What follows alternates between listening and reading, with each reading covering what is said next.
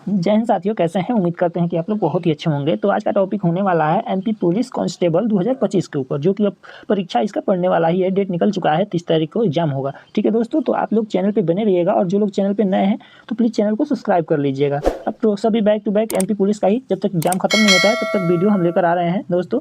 तो आप लोग देखना ना भूलें, मेरे चैनल पर वीडियो बैक टू बैक डाला गया है, तो आप लोग जाके देख सकते हैं एमपी पुलिस कांस्टेबल के ऊपर। तो आज का भी टॉपिक वही होने वाला है, एमपी पुलिस कांस्टेबल के ऊपर। तो आप लोग चैनल में बने रहिएगा। ठीक है दोस्तों, सभी मोस्ट इंपॉर्टेंट होने वाला है क्वेश्चन। आज का क्वेश्चन 40 होने वाला है, जो कि बहुत ही महत्वपूर्ण होने वाला है दोस्तों। तो आप लोग बने रहिएगा चैनल में। चलिए आज का क्लास स्टार्ट करते हैं। आज का क्लास बोल रहा है सबसे चमकीला ग्रह कौन सा है। सबसे चमकीला ग्रह कौन सा है? तो ऑप्शन है बुध, मंगल, शुक्र, बृहस्पति। तो इसका आंसर हो जाएगा ऑप्शन नंबर सी, शुक्र। शुक्र ग्रह जो कि सबसे चमकीला ग्रह होता है। ठीक है दोस्तों, चलिए उसी प्रकार नेक्स्ट क्वेश्चन की तरफ ध्यान देते हैं। यहाँ पे नेक्स्ट क्वेश्चन क्या कह रहा है, कुतुब मीनार को किसने बनवाया था? कुतुब मीनार को किसने बनवाया था? तो इसका आंसर हो जाएगा ऑप्शन नंबर डी, जो कि राइट आंसर ऑप्शन डी हो जाएगा। ठीक है दोस्तों, आप लोग अच्छे से तैयारी करने का कोशिश कीजिएगा। चलिए अगले प्रश्न की तरफ ध्यान देते हैं। अगला प्रश्न क्या कह रहा है, भारत का सबसे लंबा बांध कौन सा है? भारत का सबसे लंबा बांध कौन सा है? तो इसका आंसर हो जाएगा ऑप्शन नंबर सी, जो कि राइट आंसर ऑप्शन सी हो जाएगा। ठीक है दोस्तों, चलिए उसी प्रकार अगले प्रश्न की तरफ ध्यान देते हैं।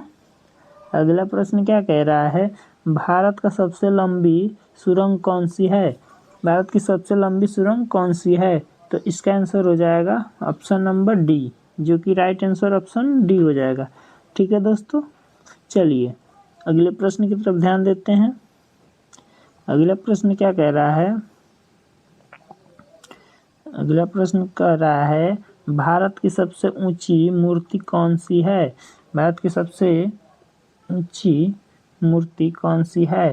तो इसका आंसर हो जाएगा ऑप्शन नंबर डी, जो कि राइट आंसर ऑप्शन डी हो जाएगा। ठीक है दोस्तों, सभी वीवीआई क्वेश्चन होने वाला है दोस्तों, तो आप लोग अच्छे से तैयारी करने का कोशिश कीजिएगा, और साथ साथ आंसर देने का भी कोशिश कीजिएगा, क्योंकि अब टाइम बचा नहीं है दोस्तों। ठीक है, चलिए अगले प्रश्न की तरफ ध्यान देते हैं। अगला प्रश्न क्या कह रहा है, ताजमहल को किसने बनवाया था? ताजमहल को किसने बनवाया था? तो इसका आंसर हो जाएगा ऑप्शन नंबर ए, शाहजहां ने, जो कि राइट आंसर ऑप्शन ए हो जाएगा। ठीक है दोस्तों, चलिए उसी प्रकार अगले प्रश्न की तरफ ध्यान देते हैं। यहाँ पे अगला प्रश्न क्या कह रहा है, ताजमहल किस नदी के किनारे स्थित है? ताजमहल किस नदी के किनारे स्थित है? तो इसका आंसर हो जाएगा ऑप्शन नंबर बी, यमुना, जो कि राइट आंसर ऑप्शन बी हो जाएगा। यमुना नदी के किनारे ताजमहल स्थित है। ठीक है दोस्तों, चलिए उसी प्रकार अगले प्रश्न की तरफ ध्यान देते हैं। बिहू किस राज्य का लोक नृत्य है? बिहू किस राज्य का लोक नृत्य है? तो इसका आंसर हो जाएगा ऑप्शन नंबर सी, जो कि राइट आंसर ऑप्शन हो जाएगा। ठीक है दोस्तों, ऑप्शन सी। चलिए उसी प्रकार अगले प्रश्न की तरफ ध्यान देते हैं। यहाँ पे क्या कह रहा है, अगला प्रश्न कह रहा है रतौंधी रोग किस विटामिन की कमी से होती है? रतौंधी रोग किस विटामिन की कमी से होती है? तो इसका आंसर हो जाएगा option number D, vitamin A. Vitamin A की कमी से रतौंधी रोग होती है। ठीक है दोस्तों, चलिए उसी प्रकार अगले प्रश्न की तरफ ध्यान देते हैं। अगला प्रश्न क्या कह रहा है दोस्तों, ओणम किस राज्य का प्रसिद्ध लोक नृत्य है? ओणम किस राज्य का प्रसिद्ध लोक नृत्य है? तो इसका ऑप्शन है असम, कर्नाटक, केरल, जम्मू कश्मीर। तो आप लोग इसका आंसर बताने का कोशिश कीजिएगा साथ साथ। ठीक है दोस्तों, तो इसका आंसर हो जाएगा ऑप्शन नंबर सी, केरल, जो कि राइट आंसर ऑप्शन सी हो जाएगा। ठीक है दोस्तों, चलिए अगले प्रश्न की तरफ ध्यान देते हैं। अगला प्रश्न क्या कह रहा है, दिल्ली भारत की राजधानी कब बनी? दिल्ली भारत की राजधानी कब बनी? तो इसका ऑप्शन है 1905 में, 1911 में, 1908 में, 1915 में। तो इसका आंसर हो जाएगा ऑप्शन नंबर बी 1911, जो कि राइट आंसर ऑप्शन बी होने वाला है। ठीक है दोस्तों, चलिए उसी उसी प्रकार अगले क्वेश्चन की तरफ ध्यान देते हैं। अगला क्वेश्चन क्या कह रहा है, सौर मंडल का सबसे बड़ा ग्रह कौन सा है? तो आप लोग बताने का कोशिश कीजिएगा सौर मंडल का सबसे बड़ा ग्रह कौन सा है। ठीक है दोस्तों, तो ऑप्शन है बुध, मंगल, शुक्र, बृहस्पति। ठीक है दोस्तों, तो इसका आंसर हो जाएगा ऑप्शन नंबर डी बृहस्पति, जो कि राइट आंसर ऑप्शन डी हो जाएगा। ठीक है दोस्तों, चलिए उसी प्रकार अगले प्रश्न की तरफ ध्यान देते हैं। और प्रश्न क्या कह रहा है, सौर मंडल का सबसे छोटा ग्रह कौन सा है? तो सबसे छोटा ग्रह हो जाएगा बुध, जो कि ऑप्शन ए हो जाएगा। ठीक है दोस्तों, और सबसे बड़ा ग्रह हो जाएगा ऑप्शन नंबर बी। ठीक है दोस्तों, सबसे बड़ा हो जाएगा ऑप्शन नंबर डी, जो कि बृहस्पति हो जाएगा। सबसे छोटा कह रहा है तो ऑप्शन नंबर ए हो जाएगा बुध। तो ये दोनों पे ध्यान दीजिएगा, ये बड़ा के लिए ये हो जाएगा, छोटा के लिए ए हो जाएगा। ठीक है दोस्तों, चलिए अगले प्रश्न की तरफ ध्यान देते हैं।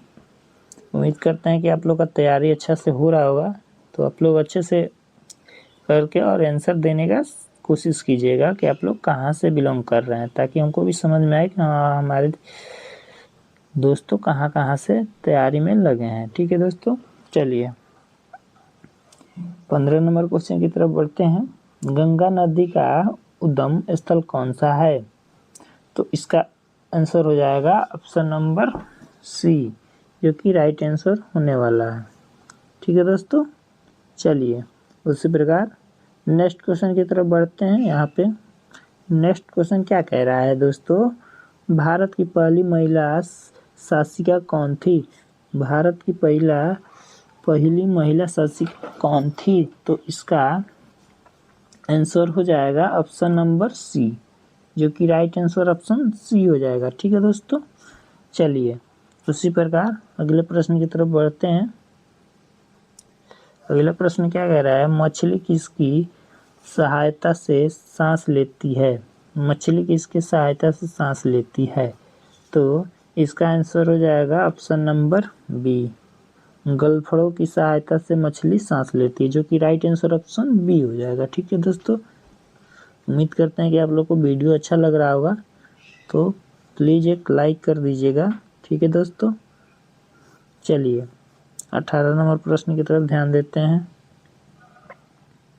18 नंबर प्रश्न क्या कह रहा है, भारत की पहला राज्यपाल कौन थी? भारत की पहली महिला राज्यपाल कौन थी? तो इसका आंसर हो जाएगा ऑप्शन नंबर बी, जो कि राइट आंसर ऑप्शन बी हो जाएगा। ठीक है दोस्तों, चलिए उसी प्रकार अगले प्रश्न की तरफ ध्यान देते हैं। अगला प्रश्न क्या कह रहा है, हवा महल कहाँ स्थित है? ऑप्शन है जयपुर, सासाराम, आगरा, अहमदाबाद। ठीक है दोस्तों, तो इसका आंसर आप लोग बताने की कोशिश कीजिएगा, हवा महल कहाँ पे स्थित है? तो इसका आंसर हो जाएगा ऑप्शन नंबर ए, जयपुर, जो कि राइट आंसर ऑप्शन ए हो जाएगा। ठीक है दोस्तों, चलिए बढ़ते हैं अगले प्रश्न की तरफ। अगला प्रश्न क्या कह रहा है दोस्तों, अगला प्रश्न कह रहा है, राज्यसभा के सदस्यों का कार्यालय कितने वर्ष का होता है? राज्यसभा का सदस्यों का कार्यालय कितने वर्ष का होता है? तो आप लोग इसका आंसर बताने का कोशिश कीजिएगा। तो इसका आंसर हो जाएगा ऑप्शन नंबर सी, जो कि राइट आंसर ऑप्शन सी हो जाएगा। ठीक है दोस्तों, चलिए उसी प्रकार अगले प्रश्न की तरफ ध्यान देते हैं। अगला प्रश्न क्या कह रहा है, भारत में नमक का सबसे बड़ा उत्पादक राज्य है?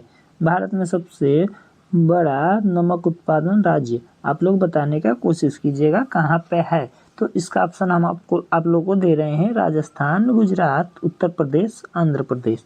ठीक है दोस्तों, तो इसका आंसर हो जाएगा ऑप्शन नंबर बी, गुजरात, जो कि राइट आंसर ऑप्शन बी हो जाएगा। ठीक है दोस्तों, चलिए उसी प्रकार नेक्स्ट क्वेश्चन की तरफ ध्यान देते हैं। नेक्स्ट क्वेश्चन क्या कह रहा है, अंतर्राष्ट्रीय मजदूर दिवस कब मनाया जाता है? ऑप्शन है 1 जनवरी, 5 1 जनवरी, 5 फरवरी, 1 मई, 3 जून। ठीक है दोस्तों, तो इसका आंसर हो जाएगा ऑप्शन नंबर सी, जो कि राइट आंसर 1 मई को अंतर्राष्ट्रीय मजदूर दिवस मनाया जाता है। ठीक है दोस्तों, ऑप्शन नंबर सी जो कि राइट आंसर हो जाएगा। चलिए उसी प्रकार नेक्स्ट क्वेश्चन की तरफ ध्यान देते हैं। नेक्स्ट क्वेश्चन क्या कह रहा है, आंवला में कौन सा विटामिन प्रचुर मात्रा में पाया जाता है? तो ऑप्शन है vitamin A, vitamin B, vitamin C, vitamin D. तो इसका आंसर हो जाएगा option number C, vitamin C, जो कि राइट आंसर होने वाला है। आंवला में विटामिन सी पाया जाता है। ठीक है दोस्तों, जो कि ऑप्शन सी राइट आंसर हो जाएगा। चलिए अगले प्रश्न की तरफ बढ़ते हैं। अगला प्रश्न क्या कह रहा है दोस्तों, अगला प्रश्न कह रहा है पवन चक्कियों की भूमि किसे कहा जाता है? तो इसका आंसर आप लोग देने का कोशिश कीजिएगा। तो इसका आंसर हो जाएगा ऑप्शन नंबर डी, जो कि राइट आंसर ऑप्शन डी हो जाएगा। ठीक है दोस्तों, चलिए उसी प्रकार नेक्स्ट क्वेश्चन की तरफ ध्यान देते हैं। विश्व जनसंख्या दिवस कब मनाया जाता है? तो ऑप्शन है 3 जनवरी, 18 अगस्त, 11 जुलाई, 29 नवंबर। ठीक है दोस्तों, तो इसका आंसर हो जाएगा ऑप्शन नंबर सी, 11 जुलाई, जो कि राइट आंसर ऑप्शन सी हो जाएगा। चलिए आप लोग अच्छे से आंसर देने का कोशिश कीजिएगा दोस्तों, ठीक है, कमेंट बॉक्स में जाके, ताकि हमको भी समझ में आए कि हाँ आप लोग का तैयारी अच्छे से हो रहा है। चलिए अगले प्रश्न की तरफ ध्यान देते हैं। अगला प्रश्न क्या कह रहा है, अगला प्रश्न कह रहा है लक्षद्वीप की राजधानी कौन सी है? लक्षद्वीप की राजधानी कौन सी है? तो इसका आंसर हो जाएगा ऑप्शन नंबर सी, जो कि राइट आंसर ऑप्शन सी हो जाएगा। ठीक है दोस्तों, चलिए उसी प्रकार अगले प्रश्न की तरफ ध्यान देते हैं। अगला प्रश्न क्या कह रहा है दोस्तों, सर्वाधिक क्रियाशील तत्व क्या है? सर्वाधिक क्रियाशील तत्व क्या है?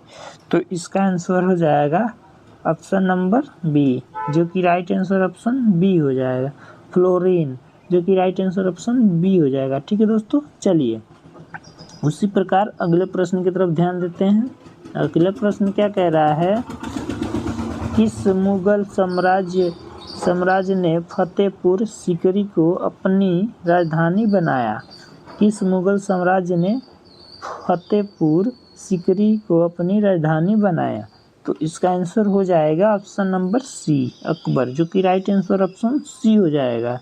ठीक है दोस्तों, चलिए उसी प्रकार अगले प्रश्न की तरफ ध्यान देते हैं। भारत राष्ट्रीय कांग्रेस की पहली महिला अध्यक्ष कौन थी?